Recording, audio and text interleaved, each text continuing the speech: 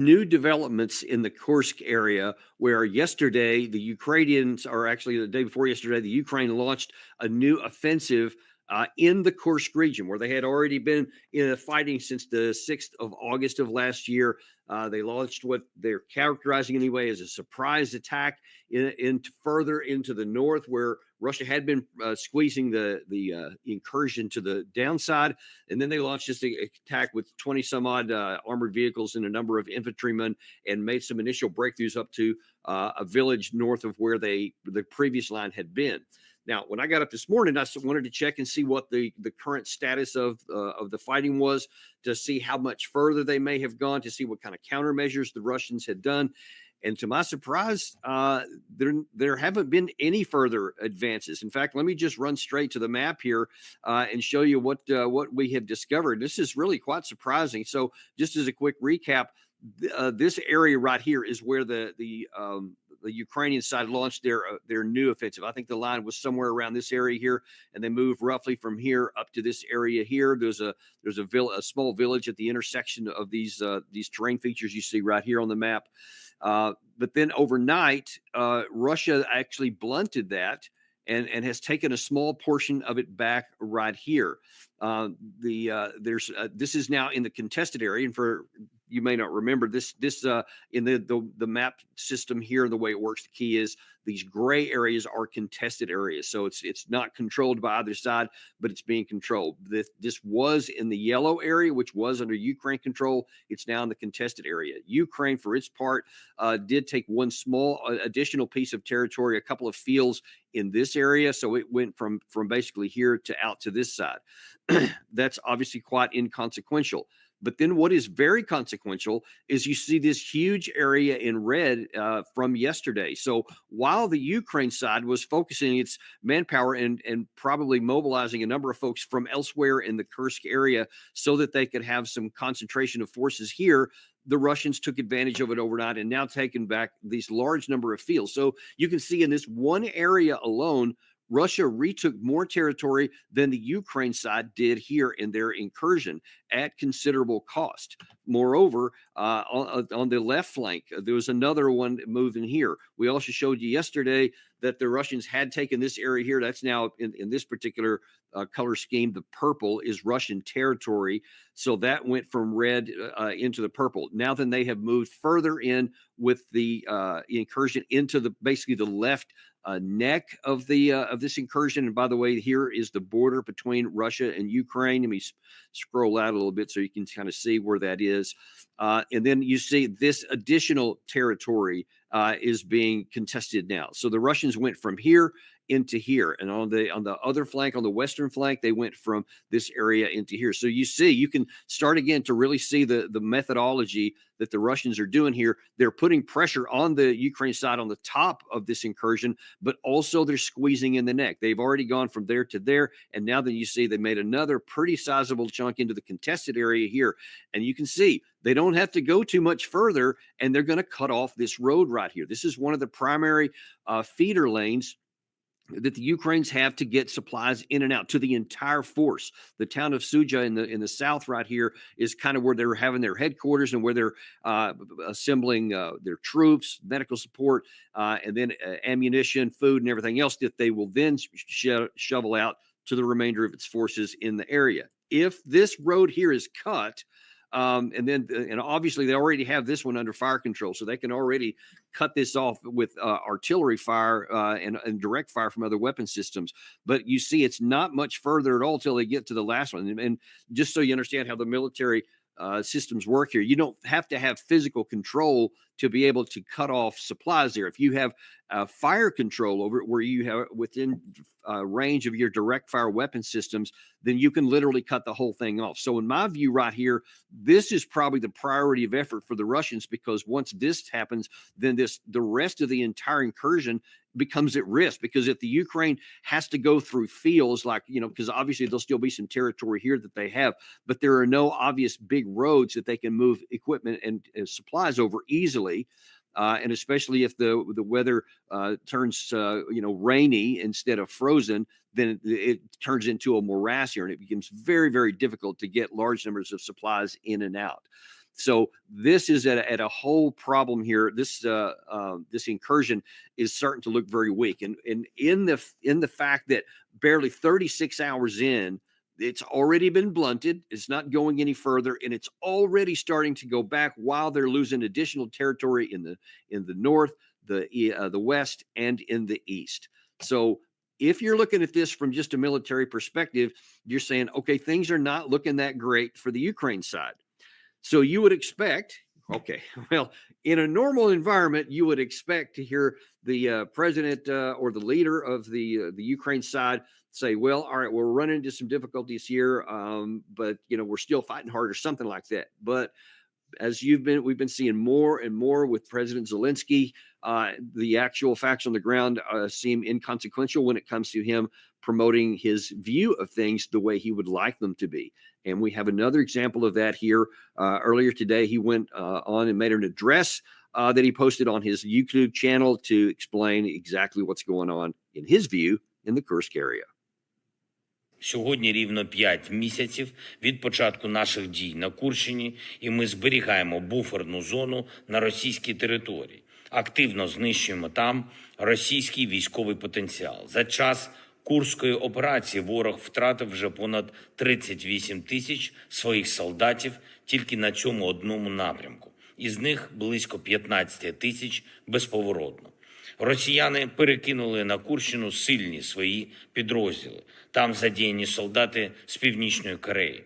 Важливо, що всю цю свою силу окупант не може зараз спрямувати на інші наші напрямки, зокрема на Донеччину, зокрема проти Сум, зокрема на Харківщину чи Запоріжжя. Я дякую всім нашим воїнам, які повертають війну додому в Росію. Okay. Now, it may feel good to, quote, take the fight back into Russia and on their territory. Certainly that's the case. I mean, nobody in Russia wants that. Putin doesn't want that. And it's a sore point for many of the Russians, without question. But what does that gain you in terms of the war? How is that helping your side improve its situation or to win? If you're fighting a war, you have to be fighting to win the war. If you're not fighting to win the war, then honestly, what's the point? What are you doing? Because if you conclude that you don't have the capacity to win the war, then to continue prosecuting it means that you're only going to continually lose until at some point your force is literally ground to dust, and it'll get to some point, and no one knows where this point is, where it will cease to function as a coherent unit and it will literally collapse. I mean, it's not like a situation where, all right, if this was 100% when it started and it's whittled down to 75% and then 40% and then it can literally just keep going until it gets to 0%. It doesn't work that way. There'll be some percent when it gets down to that's different for every force and every time, but then when it will suddenly just collapse. And man, we have to be we're certainly closer to that point now than we have been. And many of the signs are starting to show, many of the cracks are starting to appear that shows that they're probably getting close to that point where they're going to break. You're seeing large scale desertions. You're seeing the difficulty of training of the troops, difficulty of mobilizing new people being trained to fight and then not fighting once they get there. So all of those things are starting to go. And then, of course, you look on the battle map and you see the territory continuing to shrink. And then even in this particular one here, which he's loving to tout. And again, unfortunately, this has some positive effect from the Ukraine perspective in the media sphere. So on social media, in the major media, in the mainstream media for the West, because it's getting lots of headlines. And people are putting a microphone on his face and listening to what he has to say and putting it out on their own media there. So there is some positive response there, but there is no actual military significance to it. Even on that map I showed you just a second ago. In fact, let me run back to that because I'm going to show you a couple of other things from it.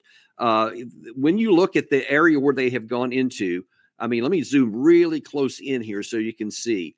So this one little village here, I think it's called Berdin, this one right here.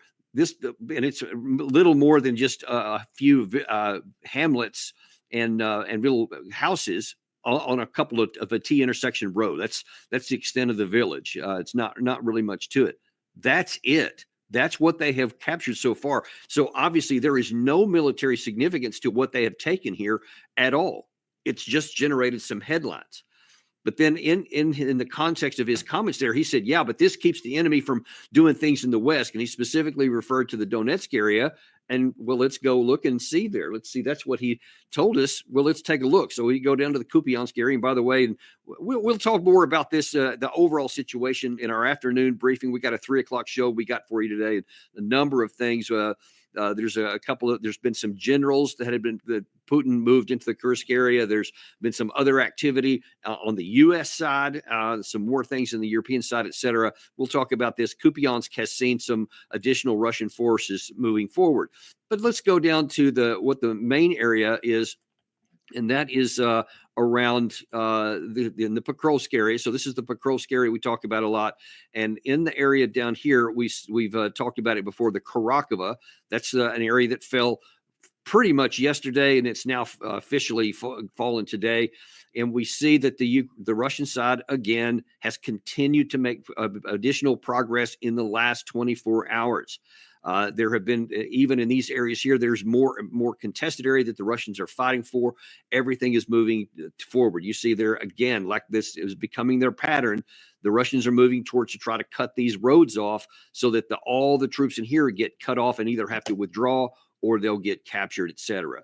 And in this area here, I want to point out something about Karakova and why this fell. I don't want to just show you that it's in the red area here, but we want to look and see what is the reason why. And I've shown you a number of times the German writer Julian Rupka, who has lots of stuff. He's a very pro-Ukraine. He's got a Ukraine flag on his X post. But he's also one of the most honest and straightforward. It says this is actually what's happening. He posted a video this morning that talked about what happened in Karakova. If we keep the recordings running, now almost 2 weeks later, the entire city is under Russian control. Here we see it, along with brand new footage, video shots taken just this morning, which we haven't shown yet, reveal to us that the Russians have now reached the farthest western point in Kurakova, where we have also raised their flag, and now we are only about, as we can see on the map, 1 kilometer away from Dakhna. The footage we just saw was still, as mentioned, about 4 kilometers away from Dakhna. Further south, there are also heavy battles, which we will now watch in a video. We've seen Uspenevka here, this central place, a very small place, but a central place because it's located at so many roads. We can look at it again. So we have numerous intersections here that meet and go in all directions. The area was taken by the Russians, and we're currently reviewing some detailed footage that shows their movement slightly north of Konstantinopolsk, which isn't marked here on the map, but right next to it as they try to advance further here. And once again, the big problem the Ukrainian army is facing, which is that although they have built massive defense structures, they don't have the manpower to occupy and defend them. Okay, that is such a big issue. Don't miss that. It's not just that the Russians are moving forward. Part of the reason why is because the Ukraine side doesn't have the manpower.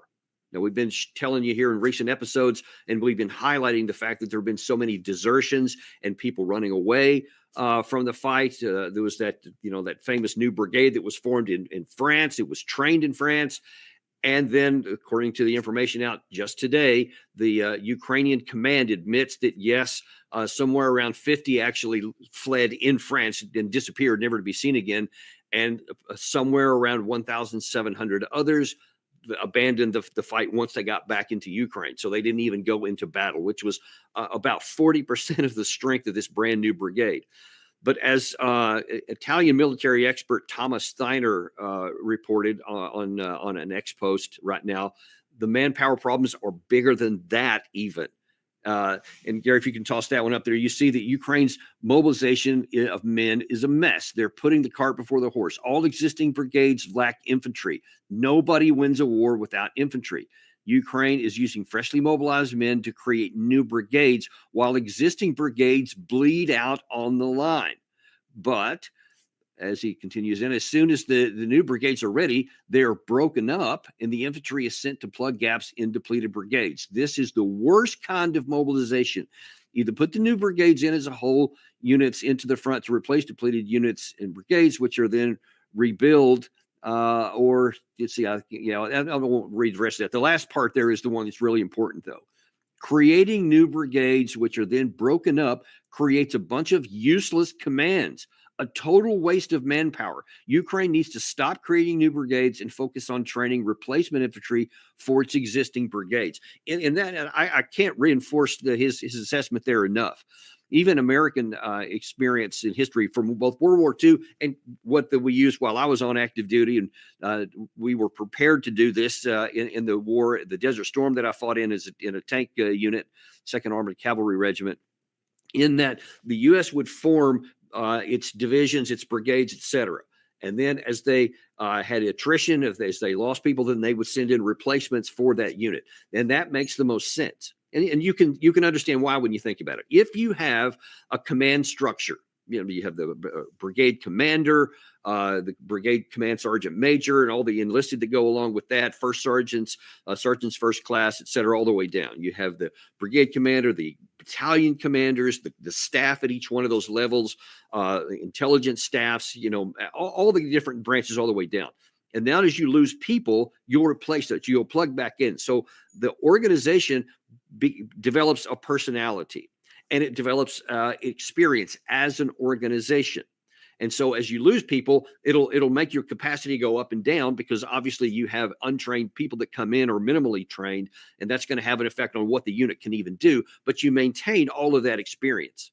When you just say, all right, when this brigade bleeds out, it doesn't exist anymore, and then you're training an entire new brigade, that means you have to recreate the wheel every single time. But now then, every time you create a new infrastructure and a new headquarters organization, you create an infant, basically, that has no institutional experience and knowledge.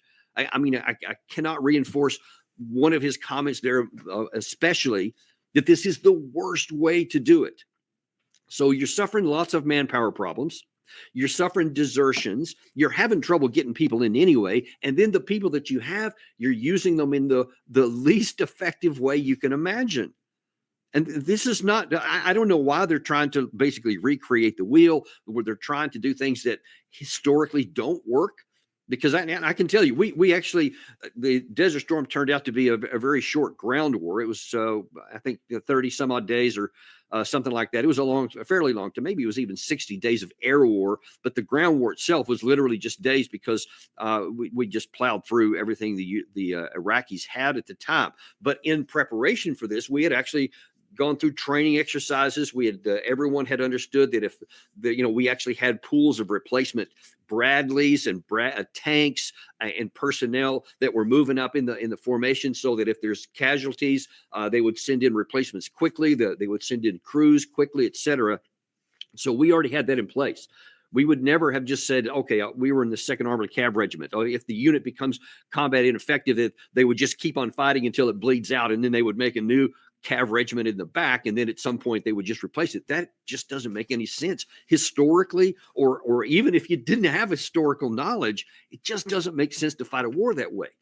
And that, folks, is just another one of the big, huge red flags that shows why Ukraine will not win this war, because none of the things that go into building effective combat forces, a national military power, all of them are against the Ukraine side. And even where Russia is making mistakes, and we can certainly point out a lot of those things, both at the strategic, operational, and tactical level, which they've made, going back from February 2022, and how the thing was even set up, how they resourced it, et cetera. Many, many mistakes. Russia has been learning from mistakes, but like any human organization, they still make mistakes. They still make errors. People fail in combat, et cetera. It's stuff that everybody has to deal with, but that's the whole nature of warfare. You have to slug it out and fight it out on the battlefield. Well, when one side is doing pretty good or really good in some areas, and exceptionally good in let's say, for example, in the defense industrial base categories and the natural resource categories and the man pool resources, but then the other side is just falling apart left and right. And then what assets they do have there and misusing them, you can see there's no chance. Now, that's an unemotional situation, an analysis of the situation that I can just make.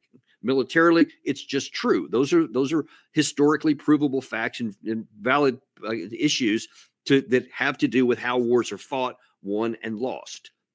You would hope that the leader of that group would understand that, because I'll repeat again what I said at the beginning and show you why.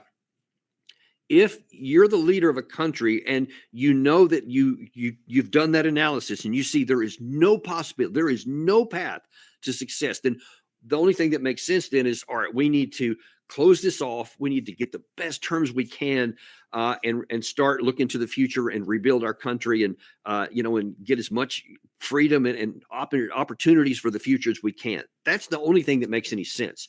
The thing that makes no sense at all is to ignore all that stuff and then to keep on pretending like you're in a good place. And that, unfortunately, is exactly what Volodymyr Zelensky did in his recent interview with Lex Friedman. Listen, we need to be in a strong position and not talk, but end the war. Yes, it is possible through dialogue. We're not opposed to it. You just need to be in a strong position to make the other person want it. Do you think he wants to end the war? That's what you suggested? I think this is naive. I'm sorry. With all due respect, it's naive to think he wants to finish the war. Wow. So a little bit of incontinuity there. You have him saying, I am not going to talk to Russia, but we're not opposed to dialogue. Okay, I'm not really sure how you can talk but not talk at the same time. But perhaps reading between the lines, he's saying, well, we just have to get stronger. So once we get stronger, then we'll talk to him from a position of strength, and then we can negotiate an end that we like, which is nonsensical. It's never going to happen. I mean, I just showed you just the tip of the iceberg. We could do a whole show on all of the fundamentals that go into building national combat power and why they are irreversibly, irrevocably on the Russian side. But he's not listening to any of that. I mean, just looking at the map, you don't even have to go into all of those details. Just look at the map, and even your so-called new offensive blunted at the first T intersection of houses. It's not even a full village. And it's already been blunted, and because of your focus there, you're losing territory elsewhere, and literally the carotid artery of your whole operation is there. There's a knife moving towards it as we speak. And then in the east, where you claim that they can't stop anything there, that they can't move troops over there, but they don't need to because they're succeeding already. And you, as your big supporter, Julian Rupka, showed, don't have the manpower for it. Even in the places where you do have fortifications, you don't have enough manpower. Now, what do you think is going to happen on the inevitable day when the Russian army finally breaks through whatever turns out to be the last row of these good defenses that aren't manned enough? Then there's no defenses beyond that. And you don't have enough personnel. And these brigades that you keep bringing in disintegrate and fracture before they ever get to the front lines. How much longer can you go on like this and to keep this fiction going alive? And listen, I'll just say now, again, we're going to come back with a more robust show in the afternoon at 3:00 today. So tune back in for that one. But you got to also say, listen, as much as I, highlight some of Zelensky's incontinuity and his contradictions and his unwillingness to look at reality, I frankly look at the Western leaders with more disdain, because Zelensky, his heart is in this. His countrymen are in it. His whole existence is tied up with this. It's his country. But the same can't be said for all these Western leaders. And it's ironic and perverse, actually. I've seen that there's still a lot of complaining going on against Robert Fico from Slovakia and the leader of Hungary, Viktor Orban. People are still saying, "Oh, you're just so pro-Russian." Look, they're looking at the same map I do. They're doing the same math and calculations that I'm doing here, and they're taking the same policy path here. But instead of the rest of Europe going, "Oh shoot, man, I didn't see the math. Yeah, let's go ahead and do something else," they're still doing the same as Zelensky and just keeping these lenses on that say, "Well, that's not the outcome I want, so I'm going to go down this path anyway," and just pretend like it's valid, like there's actually a road there. It's like looking on a map that you drew, and you see this big gorge coming up ahead of there, and you'd like to get to the other side. Well, there's no bridge there, so you're going to have to go 10 miles down this way to find the next bridge, and go, yeah, but I want to cross here, so I'm just going to draw a map of a bridge on there, and now I'm going to drive across it. You can say that all day long, and if somebody's just watching a video, without looking at a map, they'll go, okay, sure, I guess that makes sense, until you drive off the cliff. And if you put action between your fantasy words, that's what you're going to get. And so the West, who don't have the excuse that it's their territory being killed or their people and their hearts are in it, there's not. And of course we can accuse them, many people in the West, rightfully so, that they're after money. They're doing this because it's they get cash in for the defense industrial base and all that kind of stuff. And there's some truth to that. But there's too many people that are doing this that don't have a financial benefit. I guess they're just locked into, well, that's just what everybody's saying, so I'm going to say the same thing. I don't know, but literally, it's the best example that I've seen in a long time in conventional ways, that it's the lemming effect. Well, if that's what Zelensky's saying, we'll just follow him. And if this is what Keir Starmer's saying, and this is what Emmanuel Macron is saying, we'll just follow them off the cliff. Folks, don't follow these guys off the cliff. I mean, it's just insane that they're continuing to throw so many resources and let so many Ukrainians keep being fed into certain slaughter. Yeah, the Russians are dying at the same time. Zelensky could possibly have been right. It's not unreasonable to think that there have been 15,000 irreversible losses for the Russian side in the 6 months or the 5 months that battle's been going on. It's entirely plausible. I don't know the number, but so what? The number of Ukraine is probably significantly higher than that.